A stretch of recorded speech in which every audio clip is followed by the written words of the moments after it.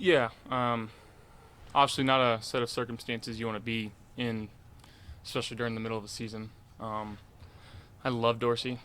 As a human being, he's one of the good ones. He's been in this room with me for a very long time. I feel like I owe him a lot of the success that I've had in my career, and he's been a huge part of that. So it's sad to see him go.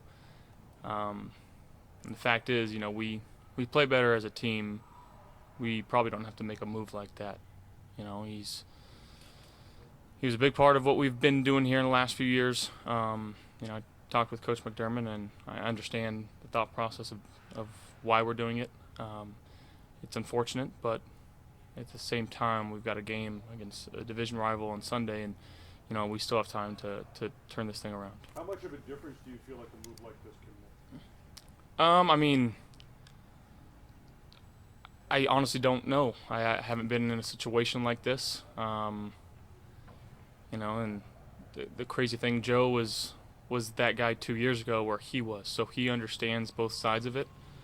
Um, so again, we gotta rally around each other right now. We have to come together as a team, and offensively, we've got to play better football. Josh, Sean put an emphasis on confidence and energy. Knowing that you get, this is a bit of a personal blow. How do you get your energy up, get your confidence up? And where do you find that? Where do you draw from to get that up? Yeah, I find that one in this locker room, two the fact that we're 5-5 and our backs are against the wall. The clock's ticking on what we can do this season, and it starts this Sunday to try to turn this thing around. It's no secret in terms of how many wins you probably need to get to the playoffs, and we don't got much more wiggle room. So we understand that, but again, we can't focus on the next week or the week after that, or inevitably we can't focus on the end of the season. We got to focus on the here and now, and that's Sunday against a team that's already beat us once this season, a team that offensively we didn't play very well. I didn't play very well.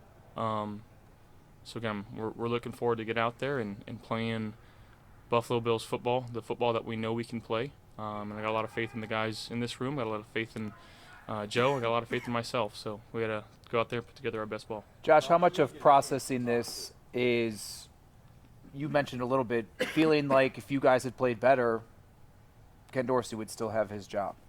I mean, that's without a doubt. And I take that very personally. It hurts. It hurts a lot to see someone you care about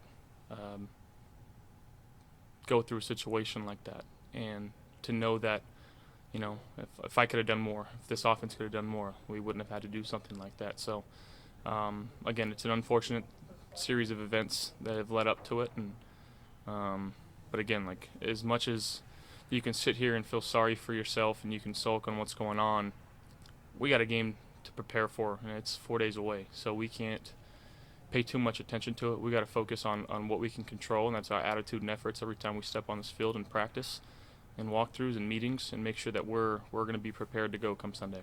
Joe Brady isn't somebody we get a chance to talk to a lot. What kind of person is he? What can you tell us about Jones as a guy, as a person? Yeah, I mean, he's got a lot of juice to him.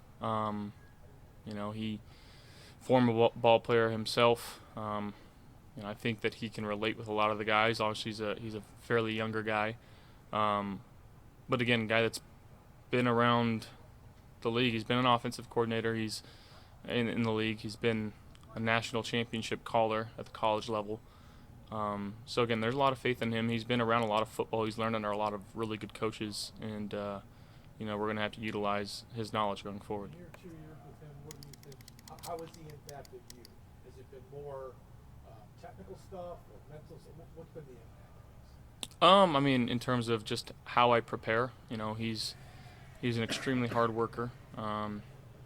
He's always in the building, first one in, last one out.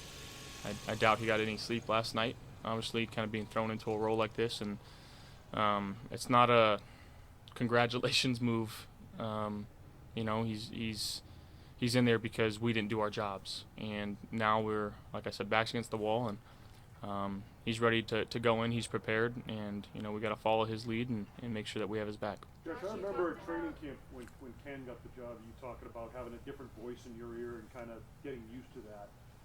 Is your relationship with Joe in a place where you're going to be comfortable Or is that something you guys will kind of work through as you go? I mean, we got no choice but to be comfortable. But again, he's the same voice that we've heard in the quarterback room for the last year and a half now. There's a lot of talking that goes on in that room, so I'm pretty comfortable with his voice. Josh, you said how, this move with Dorsey not being here anymore, it's personal, where does your confidence now with this offense and with how you're playing, like, with this move, how does it affect you and going forward and how you play?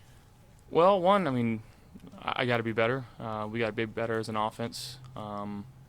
Turnover-wise, it's abysmal when we lose. There's no secret to that. So there's not a whole lot. Like, it's not like it's broken. We're not a broken offense. We're not a broken team. But the splits that compared to when we win and when we lose are massive. And again, that's on my shoulders, and we got to be better. I got to be better. How do you not let that, like, that's on your shoulders, but how do you not let that, like, crush, like, for lack of a better word, how do you not let that pressure get too much? Because with this change and with how things have been going, like, how do you not let that affect you too much and kind of let it Well, you rely on the guys in this locker room. You lean on each other. It's how you get back up from being knocked down. And I think that this locker room, there's been plenty of being knocked down, and we've felt that. But again, helping each other back up and pushing each other and making sure we're holding each other accountable for what's been going on and how we can be better moving forward. And I think it takes a lot to look at yourself in the mirror and say, what can I do that's been good, and what can I do to fix what's been bad? And that's what we all got to do. Well, anger, a self-contained anger. I mean, just angry at yourself or angry just at the circumstances. Just. I mean, it all depends on how the individual can use that anger, and sometimes it's for the benefit, sometimes it's not, and that's I guess time will tell.